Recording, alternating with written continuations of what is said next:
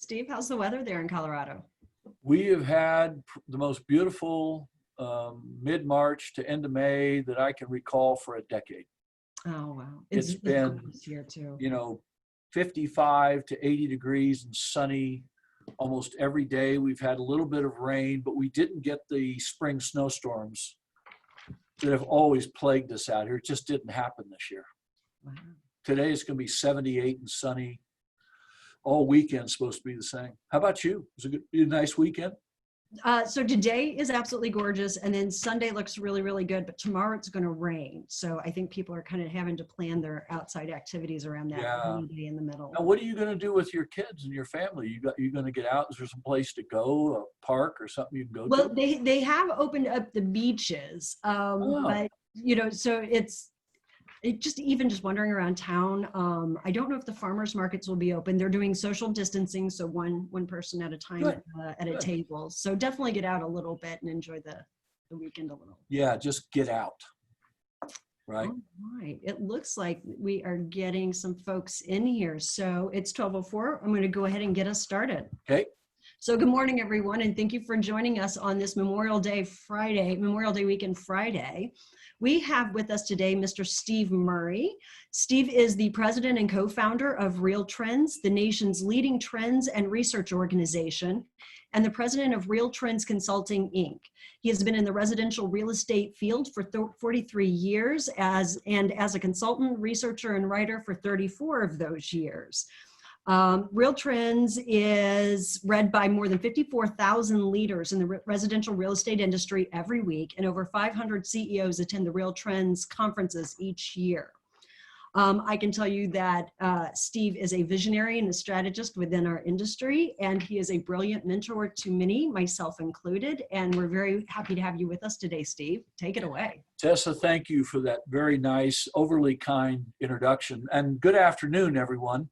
So here we are, as they say. I'd like to share some information with you. I only talk about my background to say couple things. One, this is the 5th recession I've been through, and every one I've had a front row seat to.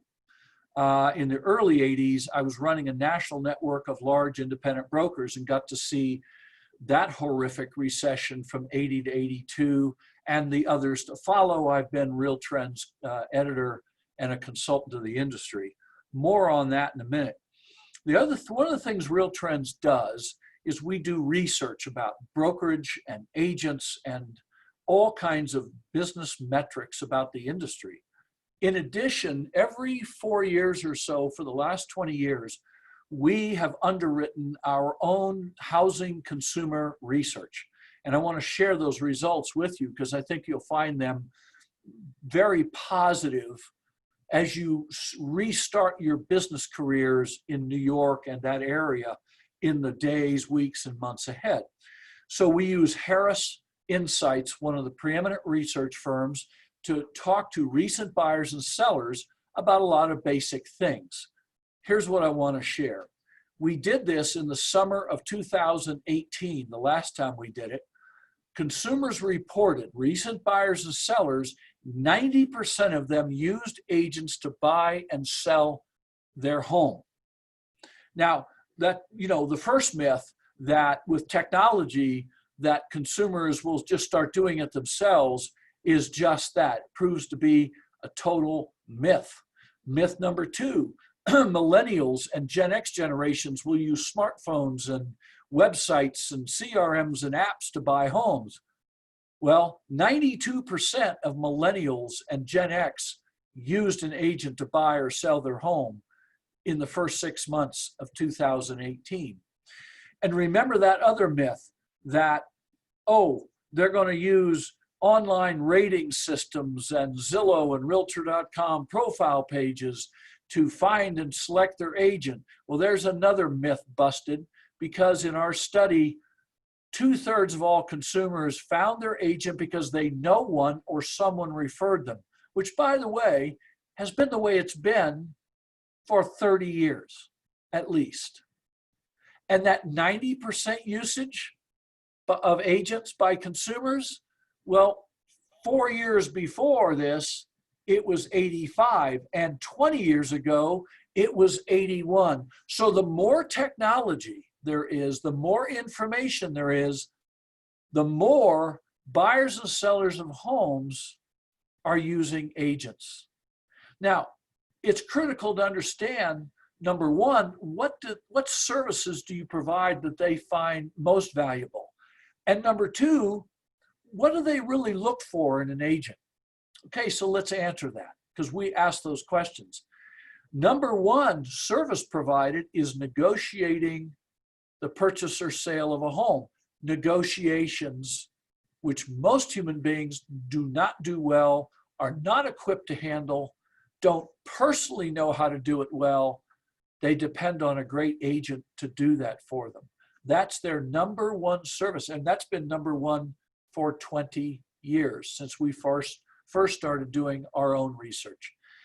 It's important too, number three, which is navigating the process of buying or selling. So number one is negotiation, number three is navigation. Now let's go to the other question, which is, what do they really value in their relationship with an agent? Ever since we started doing this study, it's trust. They want to have a trusting relationship or a trusted relationship with their agents. Now, many of you are going, oh yeah, well, everybody knows that. Well, no, they don't. And you don't know how important it is until all the research that we and others do points to trust. So what are we saying here generally? We're saying that consumers who collectively are intelligent, look, there's individuals that aren't, but collectively consumers are pretty intelligent, is that 9 out of 10 know it's smart to use an agent, not a machine. Secondly, they depend on you to do two very human things, which is negotiate the transaction and navigate the process. And third, that most human thing is a person one-on-one or an agent with a couple that's buying or selling a home, or two partners. It's trust. That's not a machine characteristic.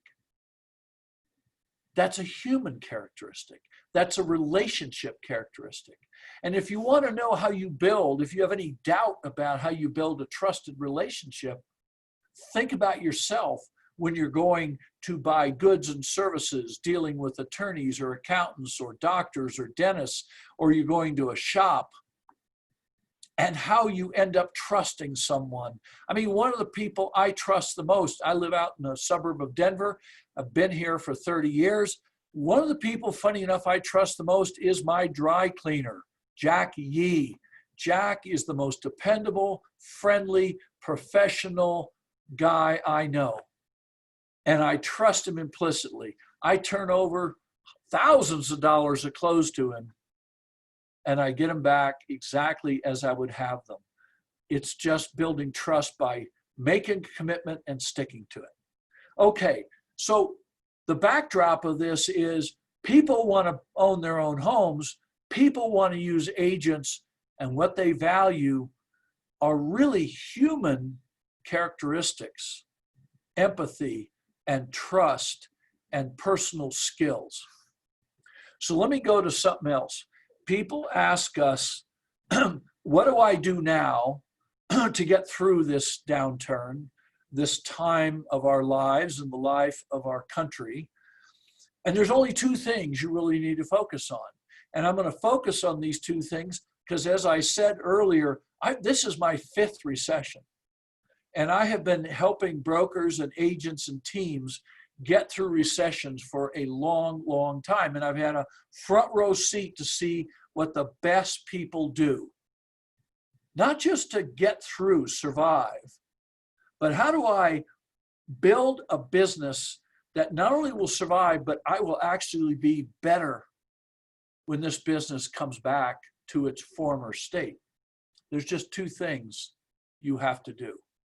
The first is, no matter how close you are to your customers, get closer. This is a wonderful time to reach out to your family, including all the uncles, aunts, nephews, nieces, cousins that you don't talk to much. It's a great time to reach out to all your friends, good, bad, or indifferent, high school, college, chums, whatever, neighborhood friends. And it's a great time to reach out to your past clients and customers. You have a little bit of extra time now. Now, I will tell you that yes, you can use text, you can use email, you can use social media. There's all kinds of ways to do this. But right now, the most powerful thing you can do is to use that fancy old tech we call the telephone and call those people for no other reason than to ask them how they're doing. Now, I will tell you that one of the things we do at Real Trends is we list and sell residential brokerage companies and team practices. We've been doing it for 33 years. So I am really, half my life, I'm a listing agent, just like many of you listening in. And I will tell you that 6 weeks ago, I did just what I'm suggesting to you. I made a list of 50, it was 50 to 75, actually 2 batches, of a lot of past clients and customers that I hadn't talked to in a while. Some of them I sold their companies, they're not even in the business anymore. But I called them all just to ask them how they were doing. And was there anything I could do for them? And I will tell you that I got more back from their reaction than I was able to share with them or give them. I mean, a lot of them were tickled that somebody like me, an old friend, had called them out of the blue just to ask them how they were doing and how are they faring and how's their family and so on and so forth. But what they said back to me, how appreciative they were that somebody took the time just to ask them how they were doing. You know, for a lot of them, I was the first person among family and friends that had called to ask that question. Now, I will tell you that that has nothing to do with the fact that within 10 days, I had referrals of 3 new clients from those past clients and customers. That was not my purpose. It was not my intent. It is a lot of work, but I promise you it is very worthwhile. Get closer to those in your family, your friends, and your past clients and customers. Take the time to call them. Even if you only leave a voicemail, you will be amazed at the reaction of people that somebody took the time to reach out to them. Because these are very difficult times for a lot of people. Okay, enough about that. Get closer to those people you know and that you care about. Second, preserve your capital. Preserve your cash. We don't know how deep or how long this is going to go. Now, we know because of other states who have opened earlier than New York has, or let's just say more easily, to be able to show homes and sell property and list property with protective protocols. We know this for a fact. Around the country, showings have come back to within 15, 10, 20% of where they were a year ago at this time. And that's in states all over the country. Doesn't matter whether we're talking about California or Washington or Michigan or Georgia or the Carolinas or Connecticut or Vermont and even New York. But we're not going to get all the way back. That's pretty clear. Not with 38 million of our fellow citizens out of work. We also know from past recessions that the very high-end sellers and buyers tend to hibernate for 12 to 18 months after a downturn. Yeah, I mean, there will be activity, but just not as much. So maybe we're going to get back to 20, 15, 25% below where we were 3 months ago, which is not a huge disaster. But if you don't preserve your cash, cut your costs, stop spending stuff you don't have to spend, you may not get to see the recovery that's going to be a great thing in 6 or 12 or 18 months. So right now, we give this advice to brokerage companies, agents, and teams alike. Please preserve your capital. Don't spend money on stuff you don't need to spend it on right now. Go through your P&L or your checkbook or whatever you use and look at the things and areas you're spending money, whether it's business or personal, and make decisions of what you don't really have to do right now to preserve your business and your family. Because the people who do those two things historically get closer to their customers and clients. If you're a broker owner, get closer to your agents and your staff. You do that, and you be very careful how you spend money, and you learn new disciplined habits of these things. And I promise you, you put yourself in a position to potentially have a great future in this business. And I can give you war stories all over the place of agents and teams and brokers who took these steps and came out of recessions stronger than ever before. But we won't go to war stories today. Okay, a couple of things. People have asked us about the recovery. I commented on it briefly. I'll just go out on a limb and say this. With 38 million of our fellow citizens out of work, and over half of all households being negatively affected by the loss of income of somebody in that household, we cannot possibly economically, demographically get back to the same level of housing sales we had in the first quarter of 2020. And it may be 6 months or a year or 2 years or longer to get back to that level. It is not overnight going to all of a sudden everybody's just going to go right back to the malls and the restaurants and jumping on planes and driving their cars and doing all the things we were doing up until mid-March of this year. It is going to take time for people to recover and do the same things they used to do. And there are numerous studies by Harris Poll and Gallup, and I just looked at a big one in Canada for the country of Canada yesterday. 2/3 of Canadians, 2/3 of their citizens are not going to be in a hurry to go back to restaurants and stores or concerts or fly on a plane until they believe it will be safe. So it's going to take some time. But you know, ladies and gentlemen, those on this, if we get back to 70, 75, or 80% of where we were 4 months ago, that is fine. That's going to be fine. Good, strong operators, agents or teams or brokerages can be strong and be profitable at that level of business, because that's still a lot of business. Last thing I want to share with you.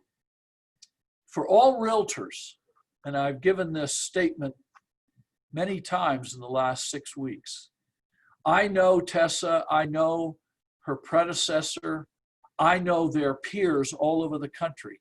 I have CEO forums with 40 realtor CEOs at the state and local level all over the country, and I've known them for some time. People ask the question, and by the way, Tessa didn't know I was going to say this, nor did her team. You often wonder why you pay realtor dues. Well, you just saw why you pay realtor dues, because without Tessa and her team, without the people who run the New York Association of Realtors, without the people that run the National Association of Realtors, there would have been no opening for agents to practice their profession. It would not be open even as we speak today if Tessa and her counterparts in the state of New York and the state leadership hadn't fought with the governor's office and the local authorities to enable you to get back to work. At NAR's level, the National Association, do you think that unemployment benefits for independent contractor agents would have happened without NAR? You'd be mistaken, because never before have independent contractors been provided unemployment benefits as real estate agents. Not to mention the PPP programs available to brokerage companies. Without the Realtor Association at the local, state, national level fighting for these benefits and the right to practice our profession, it might not have happened even yet. So if you get a chance, you might just this one time express appreciation for the Realtor Association at all three levels. Because I know these men and women, and I've been in touch with them in the last 4 to 6 weeks, and they look like they've been through a war on your behalf. Get closer to family, friends, past clients, and customers. Your heart will be warmed by the reaction, and you will be enthused about it. We will recover from this, and it may take some time, but we will get there. Thank you for having me today. I hope something in here gave you some hope for the future and a roadmap of how you can actually be one of those people who doesn't just survive, but actually builds a better business. I think we have time now for Q&A. If people have questions they would like to ask, I'll look in the chat box. Let's see. Okay, I don't see any right now. Tessa, if you're listening, let's let people have a little time, see if they want to ask some questions.